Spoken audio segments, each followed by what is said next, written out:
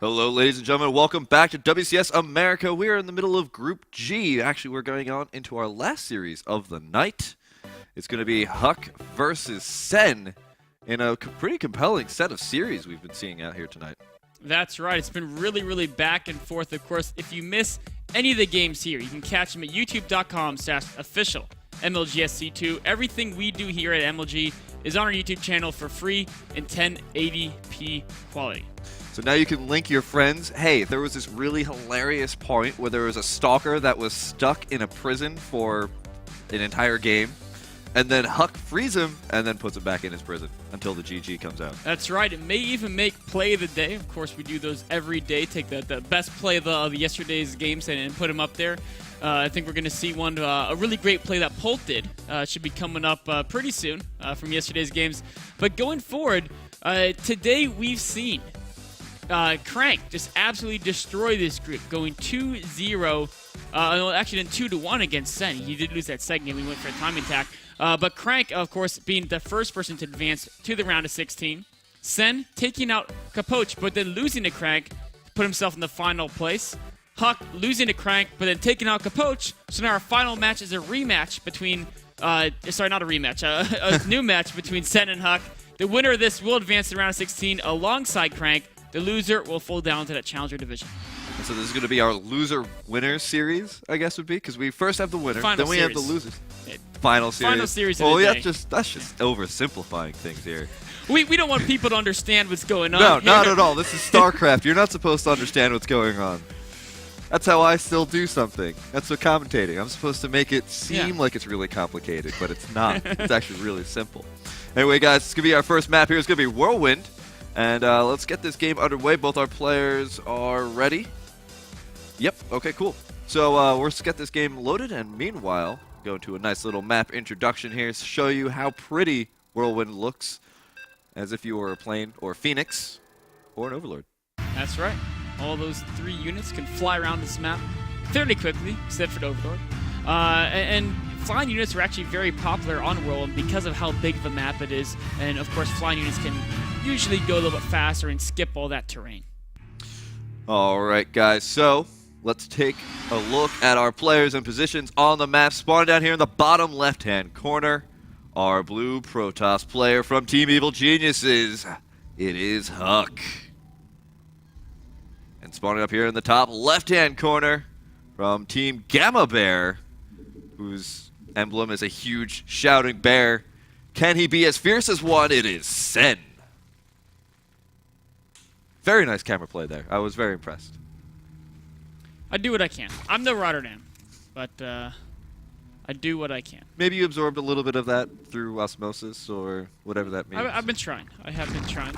Huck, of course, pylon in his right by his nexus. Whirlwind's a map where it's pretty standard to put that the first pylon right by your base because early aggression isn't that common on this map. So everyone's like, you know what? We don't need to get that wall up super fast. What we need to do is, of course, just get as much money as possible, as soon as possible, get the probes all mining. Of course, 6 pools and early pools are sometimes happen on Whirlwind because of the scouting difficulties of finding your opponent. But against a very early pool, it's actually better to have that pylon back by your main because then your probes can protect it as well. So pretty much the go-to opening on Whirlwind is get that first pylon right by your nexus.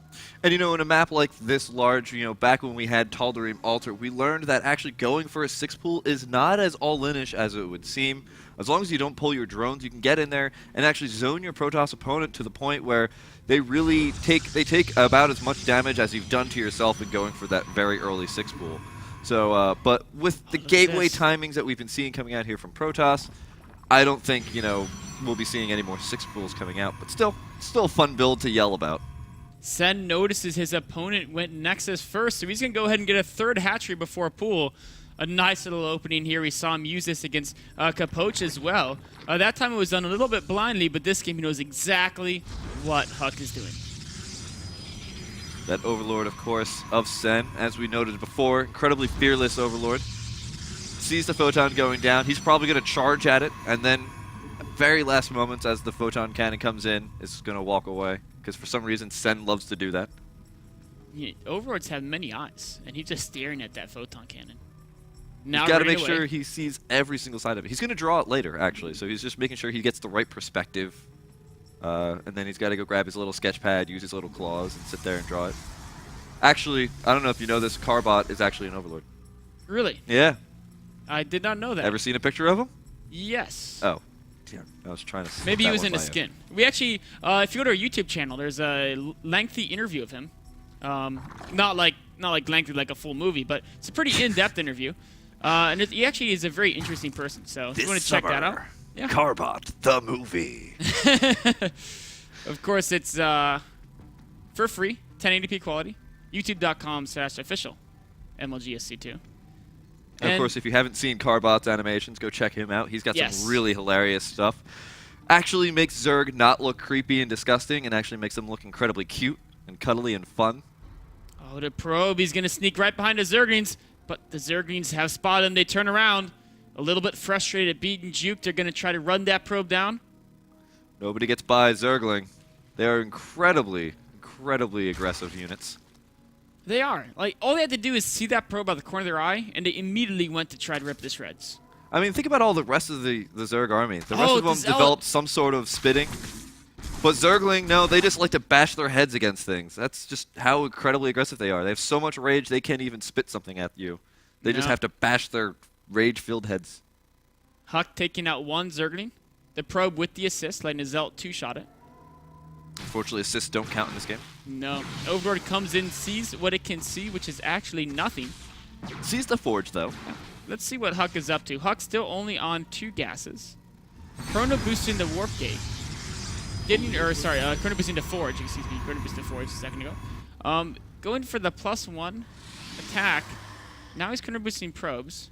I wonder if we'll see some mass gateway play out of them. No, we're not going. Not with all these additional gases heading up. Just looks to be playing defensively right now, but isn't teching quite yet either. What's this probe up to? It's being sneaky. Yeah, he is hanging out here over at the top right-hand corner player base, but not actually doing anything just yet. He's that guy who looks a little bit shifty before he does something weird. In Zelda's Majora's Mask, he was the guy in the mask who was just about to rob the bomb lady. I see the build Huck's doing. This is his mass sentry attack. Oh, really? Yeah, he goes with the 4 gases, and then Zerg doesn't think he's going to hit a timing, but he just gets a ton of sentries and uses the fact that his force fields are amazing, gets in there, and tries to do as much damage as he can. Now, is he going to use the recall ability of the Mothership Core to try and pressure as much as possible, but not lose the entire army? I think that's definitely going to be part of his plan, where he may use time warps in conjunction with the force fields to make his army a little more cost-efficient. He already has 1 proxy pawn at the top right. Moving in to try to set up another, but Sen is so on top of it, his Zerglings are going to not let any pylons get any closer to his third base. Getting +1 range weapons, so looks like Sen, for the most part, loves his Roach Hydra builds. Oh, losing that probe. Huck is actually probably... Yep. As soon as he lost that probe, he knew he couldn't make this tech be a game winner. He's just going to pressure with it. Resuming probe production, he's going to take a 3rd Nexus behind his aggression. And this is the case where, like you said, he's going to be using that recall to escape out if needed.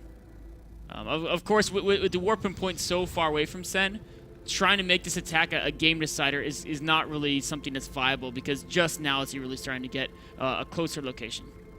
A lot of roaches coming out here for Sen as well. He's going to be trying to get ready for this push. 10 roaches out already. We have 8 more on the way. But +1 range weapons is a little bit far off. Oh, that Overlord wasn't... You know, Huck's not even going to care about that Overlord. Just wants to try to get in there as soon as he can. But he sees the roaches on top of the ramp. He's going to back away, be happy taking out that Overlord. Another Overlord falls. And I would anticipate Huck should be moving out to take that 3rd base any second now. Of course, Whirlwind's a map that it can be very difficult to defend that 3rd base on because of how open the area between your natural and 3rd is.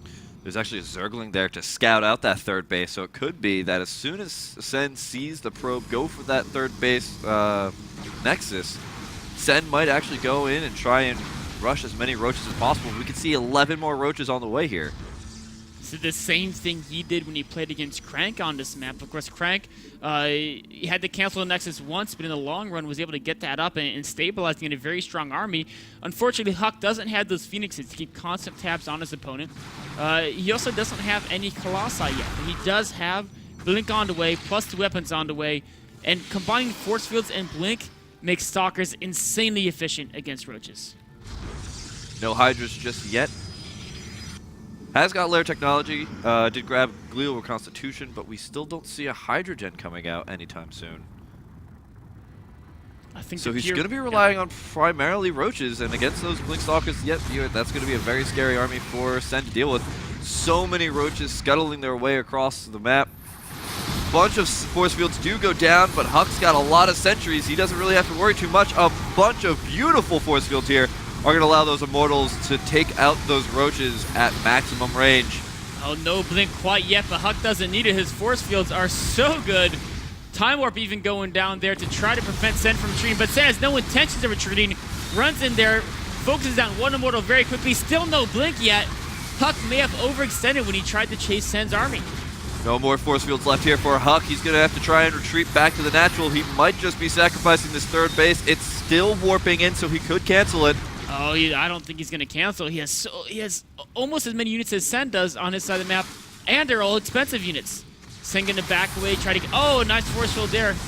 And there's the Nexus coming in here as well. There's only a couple of roaches, so Sen in a little bit of a tough position here.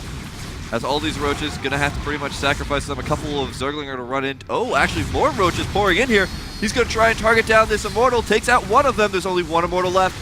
The Photon Overcharge has been used on the Nexus, though. Oh, wait, no, I'm sorry. That was the Time Warp. That's right. So there is no Photon Overcharge. Is he going to be able to get down this other Immortal? He does. It takes it down. And that's huge. So many roaches went down in the process. Sen still maintaining about a 50 supply lead. Of course, that is all in roaches against Stalkers that now have +2 and blink. If Huck can rebuild some sentries and Immortals, he can have a very strong composition. But even without them, blink Stalkers are very good unless they're heavily outnumbered, and Sen may just have the numbers right here. He's been in constant production of roaches. Once again, not going for that fourth base. He's trying his darndest to try and deny this third base. He doesn't want to make the same mistake that happened in the game against Crank. He can't let his opponent get that third base up and be on equal footing with him. Oh, trying to pick at that cybernetic score. Very important building for Huck. Now going towards the third base. Huck puts together some great force fields, though. Sen is just killing whatever he can. Oh, that Immortal didn't even last more than a second. And the roaches are now trying to deal with these zealots. There are a lot of forces out here. The sentries, though, are a little bit exposed, and they get taken out. There's nothing but Stalkers left. The Mothership Core is trying to do as much damage as possible, and it's actually got a pretty weak attack. Oh, Huck's third base is going to be forfeit, but meanwhile, a warp into the main is kind of turning tables a little bit on Sen, but Sen, such a fast reaction, pulling the drone, sending roaches back to clean that up, and this third Nexus is going to fall. Now Huck's in a bit of a bind. Look at the food. It's 172 to 77. Huck's stuck in his natural. Doesn't have that many forces out here. He's got one Immortal and 2 sentries. Sen taking a dominating position on this map. Beautiful play by Sen here, pushing forward, saying, wait a minute, what am I doing? He has to come out if he wants to take a third base. And he's like, no, you know what, let me just go ahead and kill him. Take down the cybernetic I'll score. just take the gamble and see how much damage I can do. Sen is so far ahead now, over twice his opponent's food, up a base as well. Huck doesn't have a good, or he's just rebuilding his sentry core now. His only chance is to really try to get some magical force fields to be insanely cost efficient. But of course, Sen, realizing that this could be a potential, doesn't want to max out on pure roaches, is starting to tech up to the infestation pit. And a very wise decision here. He really just can't break this wall so efficiently with roaches. He's only one base ahead of his opponent, and it doesn't even look like he's going to grab that fourth base yet. I mean, he still hasn't moved any drones out to go do so. He's got a bit of bank here. He's got 195 in the food supply, in the supply count, so it's not like he could really produce a whole lot more units. 16 roaches on the way, so I should really just kind of hold my words. Coming out again for another invasion. And double Hydrogen. You know what? Why not get 2? You can get both upgrades both at once. Both upgrades immediately. With the amount of money he has, if he wants to make Hydras relevant quickly, that actually isn't a mistake. I think he does intend to get all those upgrades. Huck's still hanging out on 2 bases. Checking the third base here for Huck. You know, I'd love to see Sen just send a Zergling to check all the side bases, because if we look at it, neither player has yet checked any of the right side of the map. And I mean, for Huck, it's not worth sacrificing a unit right now. But for Sen, you know, like, one of the only ways he can lose from this point is if Huck has a hidden base. And just as I say that, there goes that speeding It's going to check to roll these bases on the right side. Probably just puts it on a patrol pattern to make sure Huck doesn't sneak a base over there. Roach is coming in here, poke off one more Stalker. Huck just completely stuck in his base. Now he's got a lot of sentries. He's banking up a lot of force fields. He's got +3 on the way for his weapons, so his force will do a lot of damage. But is it enough to break through this huge Roach army? And then whatever Sen's going to have up right behind this Roach army. Because this Roach army is taking up a lot of food, so Sen's actually probably not too happy that it's still alive. Because he can't get those higher tech units that he probably wants. Oh, a nice force field trying to prevent Sen from retreating while Sen's units are clumped up and only in one direction. This is the fight Huck could potentially win with great force fields and 5 Immortals, but Sen's not going to give him the battle. He says, you know what, I have 4 Vipers on the way, a couple blinding clouds, and I don't care how good Immortals are against Roaches. If they can't attack, they're not going to be very effective. I believe Sen actually just targeted down one of his Roaches so he could force out one of those Vipers. Assassinating his own units, sometimes the right decision. Taking a 4th base is Sen. Throwing out a whole bunch of evolution chambers as well so he can use his Viper's consumability. 7 Immortals? Huck is not playing around with his anti-armored units. The difficulty here is whether or not those 5 Vipers are going to be able to get that huge amount of abducts on those Immortals and make them completely useless. I'm really curious to see if Sen's going to go for the abducts or if he's going to go for blinding clouds. You know, against this competition, either one of those abilities can be very useful. Here comes Huck. He's got his huge army, and actually those evolution chambers might cause a problem. Oh, but 3 some Immortals. Amazing abducts there. And now he's going to... The evolution chambers may be a problem unless he kills them himself and uses the Broodlings to be the front wave of his invasion. A couple of more great abducts taking out all of the Immortals here. A couple of Hydras now starting to join into the ranks. Roaches here for Sen are actually being sectioned off beautifully. Huck's force fields once again live up to their name. Broodlings coming in here doing a little bit of damage, but not enough. Sen in a bit of a bind, but still Huck is way down in food. The trust funds from Sen is kicking in now. 21 Hydras in production. Meanwhile, just trying to keep Huck busy while he can repopulate his forces. Vipers getting more energy on buildings. Now they're full of energy. They're ready to snag a couple more Immortals. They're coming in here, actually throw down some binding clouds, and it looks like the Hydras are now starting to join the fray. They're going to go straight for those Immortals. The Immortals doing the most amount of damage to those Roaches, and now the Hydras have to engage the Stalkers. Stalkers flank forward. Who's going to win the battle? It looks like it's going to be the Stalkers. Even though Hydras do more damage, there's just way too many Stalkers here. Of course, Stalkers versus Hydras, normally an even battle, but in this case, Huck had his spirit numbers, so he took that out. But Sen saying, okay, you passed the Hydra wave. Wave number 3 is 45 Roaches coming out here, pouring out in massive numbers. And Huck, he's broke. He has to GG. Oh, wow, what a game. I thought Huck actually had a really good chance with that push. His force fields were so amazing. He was sectioning off that army so perfectly. But that fund, as we were talking about before, that huge trust fund that Sen was just building up was just way too much for Huck to deal with. I mean, you can kill 1 army, you can kill 2 armies, but can you kill 3 or 4? That's the question there. You have to be incredibly efficient with your army. Huck was insanely efficient, but he was unable to get that 3rd base up to be able to replenish the losses that he had to replenish, because even if you're insanely efficient, if you lose a couple of units and you can't replace them and your opponent can, you're eventually going to be ground into dust. All right, guys, so let's get on into game number 2, but quick commercial break beforehand, so stay tuned.